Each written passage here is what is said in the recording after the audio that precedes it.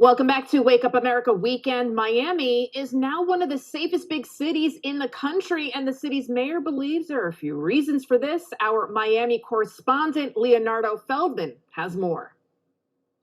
Republican Miami Mayor Francis Suarez believes his city is safer thanks to the investments Miami has made on law enforcement. We never got into this defund police nonsense movement that was happening across America. I invested in policing.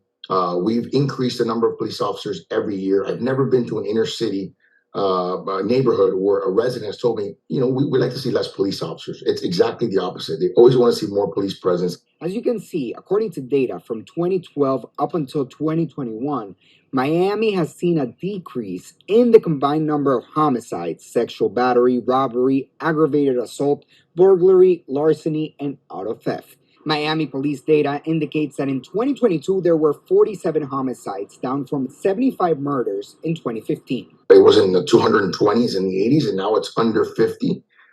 This year, we're at 11, with about a fourth of the year done, which would trend us at 44, right? Which would be, significantly lower as well. So, we're doing phenomenally well.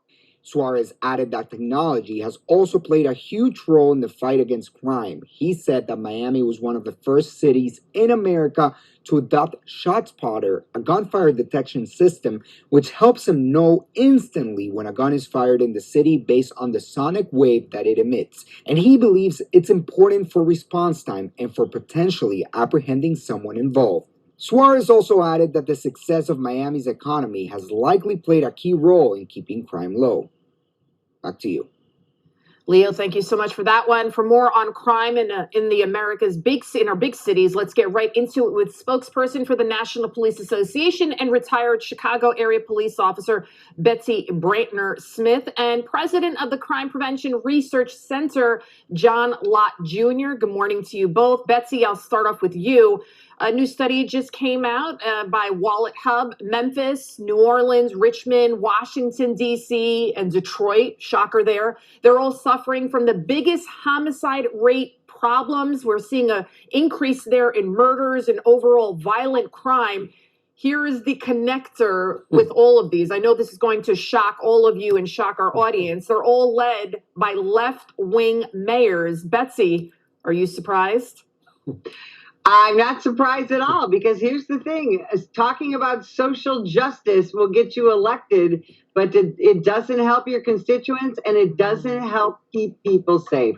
For the last 3 years, the progressive left has spent so much time trying to discredit American law enforcement, calling us racist and saying the system is racist. It's racist to send people to prison. And now we have this constant increase in homicides.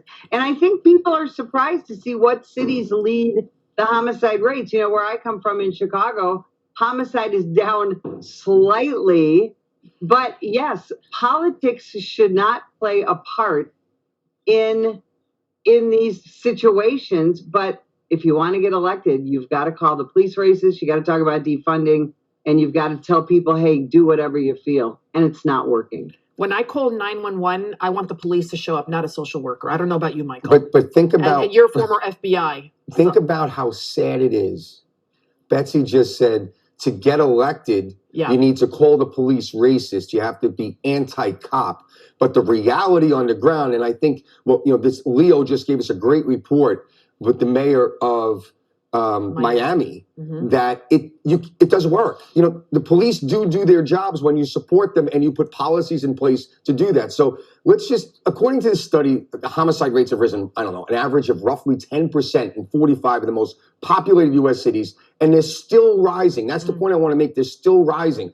What will it take at this point in these cities to get the rate down? John, what do you think here? Do we have to replace these mayors? Is that the obvious answer?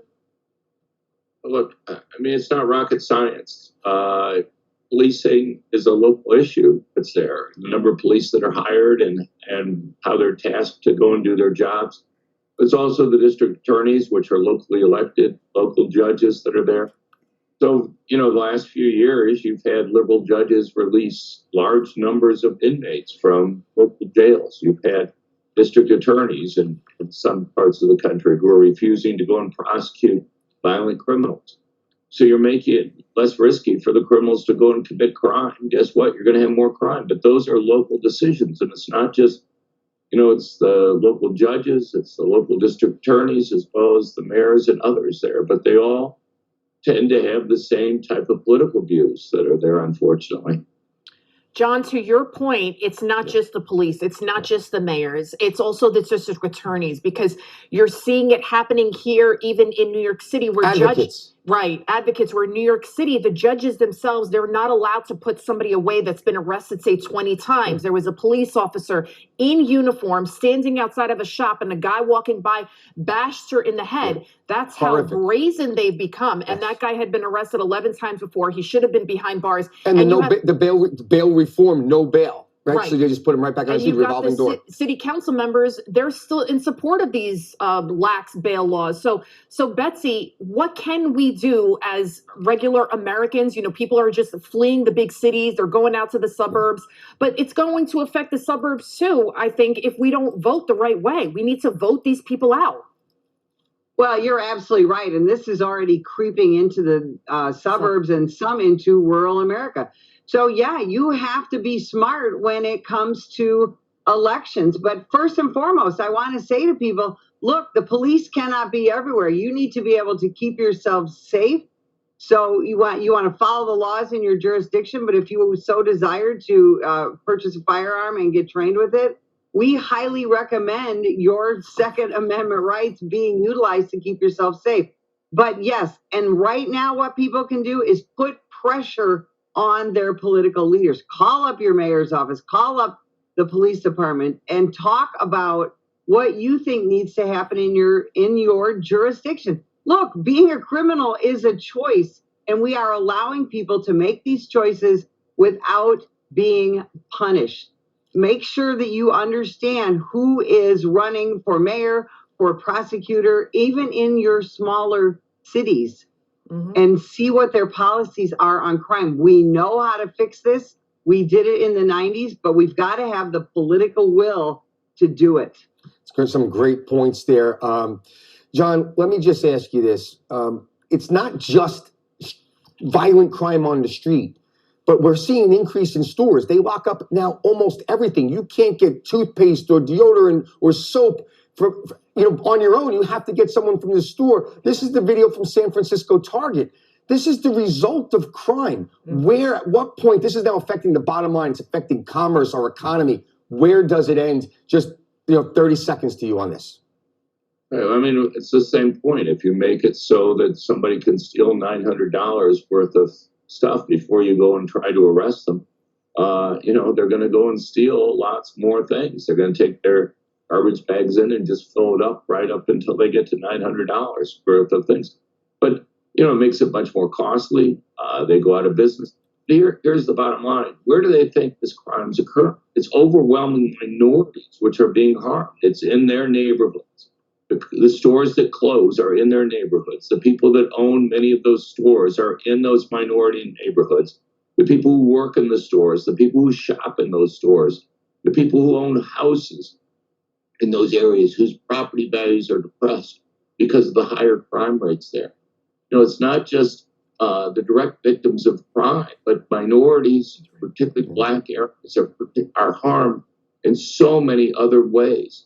So Democrats claim that they care about the poor and they care about minorities, but yet, trying to protect these criminals there goes and harms those communities and large numbers of people in many different ways. Well, we're going to have to leave it there. Great panel discussion. We appreciate the both of you. Betsy Brantner-Smith and John Lott Jr., thank you so much. Thanks for having us. And we'll be right back with a whole lot more here on Wake Up America Weekend.